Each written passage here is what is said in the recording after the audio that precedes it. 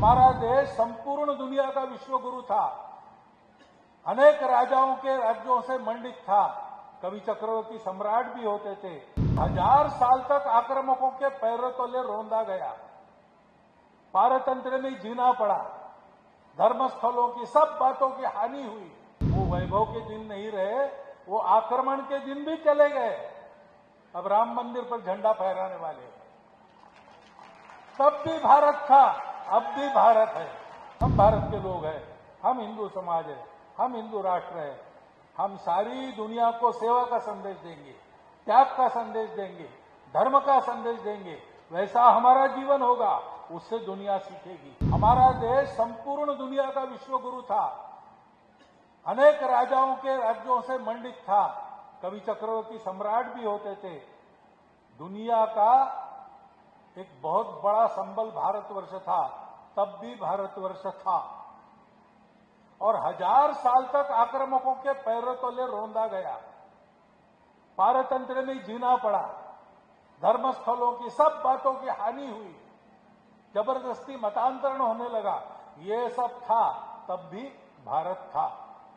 वो वैभव के दिन नहीं रहे, वो आक्रमण के दिन भी चले गए। अब राम मंदिर पर झंडा फहराने वाले। तब भी भारत था, अब भी भारत है। और इसलिए भारत क्या है? रविन्द्रनाथ ठाकुर ने कहा है कि दुनिया में कुछ भी होने के पहले भारत पहले, वो जो है वो बने, उसको समझना है। उसके लिए हमको पुरुषार्थ करना है। तो हम यानी शरीर मन बुद्धि नहीं, हमारा चिरंतन अस्तित्व आत्मा के रूप में रहता है। संस्कार लेके हम चलते जन्मों जन्मों। हम है ये समझकर, सारा भय छोड़कर, कर्तृत्व पुरुषार्थ इस राह पर चलना, फल की चिंता किए बिना। और जो किया अपने अहंकार से उसमें लिप्त न होते हुए, मैंने किया, मेरा क्या हुआ, मेरे लोगों का क्या हुआ, ये न सोचते हुए जब जो करना है वो करना।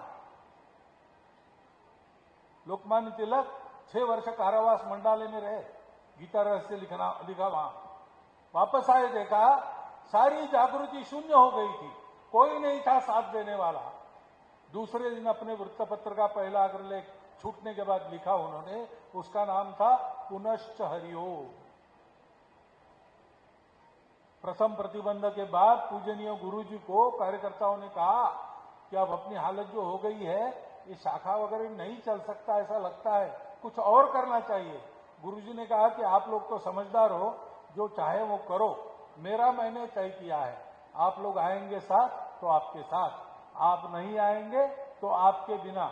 मैं फिर से 5 बालकों को हाथ में लेकर मोहिते सायन शाखा शुरू करूंगा।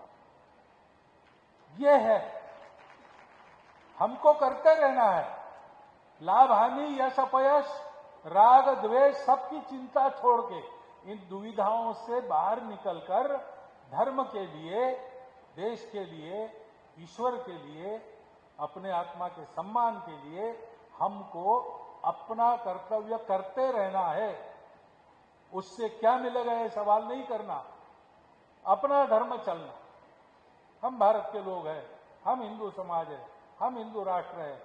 हम सारी दुनिया को सेवा का संदेश देंगे, त्याग का संदेश देंगे, धर्म का संदेश देंगे।